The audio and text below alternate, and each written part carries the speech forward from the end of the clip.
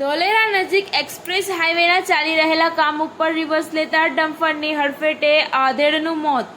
Ahmedabad Bhavnagar express હાઈવેનું ધોલેરાના પીપળી નજીક માટીકામ ચાલતું હોય તે દરમિયાન ડમ્પર નંબર GJ13AW443 નો ચાલક માટી ભરેલું ડમ્પર ખાલી કરતો હતો. તે દરમિયાન તેને બેદરકારીપૂર્વક તથા ગફલતભરી રીતે રિવર્સમાં ચલાવી પાછળ ઉભેલા ચમનભાઈ પસાભાઈ રાવળ ઉંમર વર્ષ 60 રહેવાસી મેથાણ તાલુકો સિદ્ધપુર જિલ્લો પાટણ નાઓ સાથે ભટકાડી અકસ્માત કરી પાછળના વ્હીલમાં કચડી કમરના ભાગે તથા પેટના ભાગે તથા જમણા હાથે કચડી શરીરે ગંભીર ઇજાઓ પહોંચાડતા ઘટના સ્થળ ઉપર મૃત્યુ થયું હતું.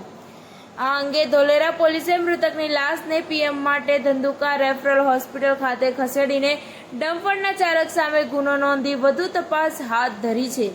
Reporter by Ashaben Timbaliya, Dhandhuka.